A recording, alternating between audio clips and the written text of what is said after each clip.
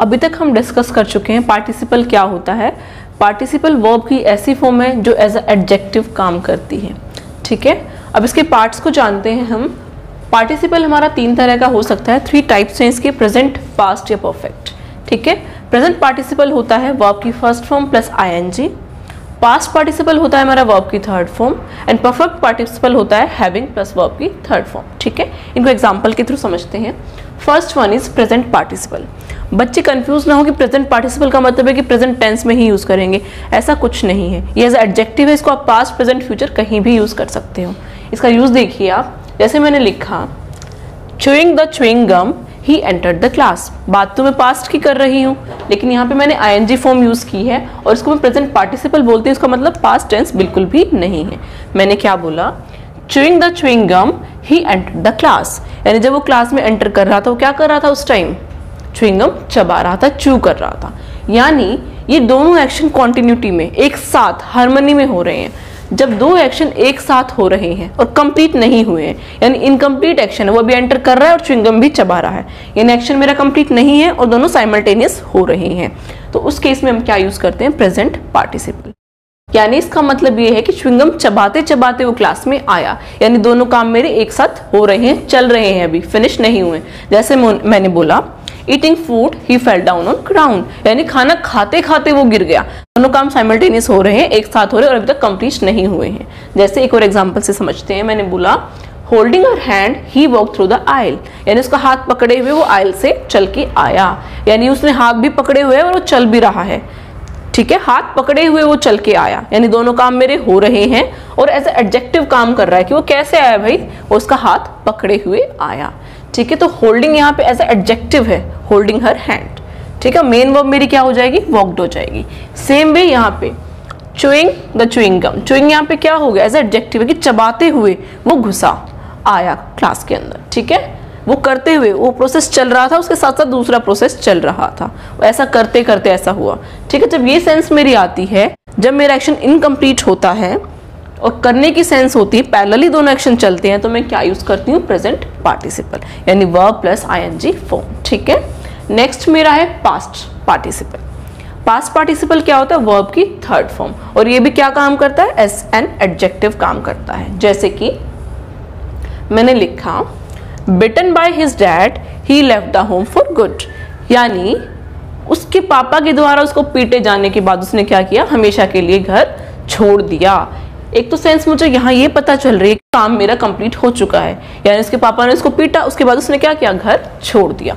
तो यहाँ पे मेरी सेंस हमेशा कंप्लीट एक्शन की फॉर्म में होती है, काम मेरा कंप्लीट हो चुका होता है। और बिटन यहाँ पे क्या है, एज एन एडजेक्टिव काम कर रहा है कि पापा के द्वारा पीटे जाने के बाद उसने क्या किया, मेन वर्ब होगी left, he left the home for good. आप फ्रेज भी ध्यान रखना, फॉर गुड का मतलब होता है हमेशा के लिए, ये आपसे क्वेश्चन में पूछा जा सकता है। फॉर गुड का मतलब होता है हमेशा के लिए। ठीक है, गुड का मतलब यहाँ अच्छा नहीं है, यहाँ पे हमेशा के लिए उसने घर छोड़ दिया। क्यों छोड़ दिया, बिटन बाय हिज डैड। ठीक है, एक और एग्जांपल लेते हैं। मैंने लिखा injured by a car he lost his leg, यानी क्या हुआ, पहले वो घायल हुआ कार से, उसके बाद क्या हुआ, उसका पैर, उस एक्सीडेंट की वजह से उसका पैर चला गया। ठीक है, यानी एक्शन मेरा कंप्लीट हो चुका है। First he got injured by a car, then he lost his leg.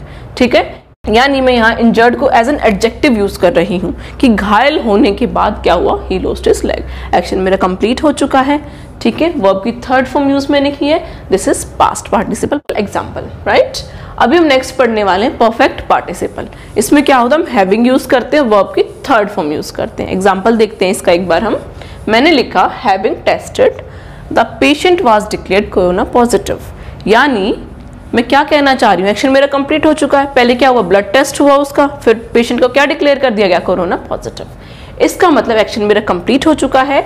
Having tested यहाँ पे एज एन एडजेक्टिव काम कर रहा है, यानी टेस्ट होने के बाद उस पेशेंट को क्या डिक्लेयर कर दिया गया, कोरोना पॉजिटिव। एक और एग्जांपल लेते हैं हम।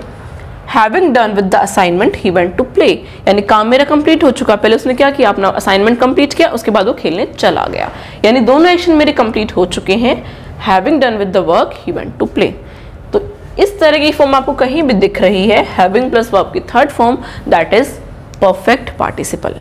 ठीक है, इसका मतलब यहाँ पे एक्शन मेरा कंप्लीट हो चुका है। इसमें थोड़ा सा डिफरेंस आप समझिएगा, क्योंकि दोनों ही फॉर्म ऑफ वर्ब, यानी मैं अगर लेती हूँ पास्ट पार्टिसिपल या परफेक्ट पार्टिसिपल दोनों में ही कंप्लीट एक्शन को हम बताते हैं, लेकिन थोड़ा सा डिफरेंस ये होता है कि पास्ट पार्टिसिपल जो है इसमें जो एक्शन मेरा है जरूरी नहीं वो भूतकाल में ही पूरा हो। अगर मैं पास्ट की बात कर रही हूँ जरूरी नहीं पास्ट में ही मेरा दूसरा एक्शन कंप्लीट हो। जैसे मैंने यहाँ लिखा था bitten by his dad he left the home for good, यानी हो सकता है उसके पापा ने उसकी पिटाई आज की हो लेकिन कुछ दिनों के बाद उसने घर छोड़ दिया हो।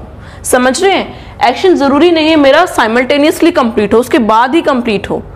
ठीक है, कंप्लीट होता है एक्शन लेकिन जरूरी नहीं उसी समय हो। लेकिन अगर एक्शन उसी टाइम भूतकाल में ही पास्ट में ही जस्ट उसके बाद ही कंप्लीट हो रहा है तो वहां मैं यूज करती हूँ परफेक्ट पार्टिसिपल। दोनों सेंटेंस का मतलब आप समझना, मैंने बोला injured by a car he lost his leg, यानी उसका एक्सीडेंट हुआ और उसी टाइम उसका पैर खराब हो गया। जरूरी नहीं है, हो सकता है उसका ट्रीटमेंट चला हो 2 साल 3 साल और उसके बाद उसकी लेग जो है लॉस्ट हुई हो। ठीक है, यानी एक्शन अगर तभी के तभी साइमल्टेनियसली होता है दूसरा एक्शन मेरा तो वो परफेक्ट पार्टिसिपल में जाता है। जैसे मैंने बोला having tested the patient was declared corona positive, उसका टेस्ट हुआ, रिपोर्ट आई और डॉक्टर्स ने बोला भाई ये रिपोर्ट है, you are corona positive. Are you getting my point? यानी दूसरा एक्शन मेरा भूतकाल में ही पूरा हो जाता है, उसी के साइमल्टेनियसली पूरा हो जाता है। जैसे having done with the assignment he went to play, उसने अपना काम किया और खेलने चला गया। ठीक है, are you getting my point? थोड़ा सा ये डिफरेंस होता है। बाकी आपसे जो क्वेश्चन पूछा जाएगा वो सेंटेंस फॉर्मेशन को लेके पूछा जाएगा, तो आप स्ट्रक्चर जरूर ध्यान रखना। हैविंग आईएनजी फॉर्म, उसके बाद हमेशा वर्ब की थर्ड फॉर्म ही आती है। ठीक है, आप यहाँ गलती मत करिएगा। और दूसरा, इसमें अगर हम पास्ट पार्टिसिपल यूज कर रहे हैं तो एज अ पैसिव वॉइस की फॉर्म में यूज होता है, तो ये फॉर्म बनेगी मेरी हमेशा V3 प्लस बाय। ठीक है, और present participle is so simple, सीधा वर्ब के साथ हम आईएनजी लगा देते हैं। दोनों एक्शन मेरे उस टाइम हो रहे होते, कंप्लीट नहीं होते, यानी ऐसा करते करते वो काम चल रहे होते हैं उस टाइम।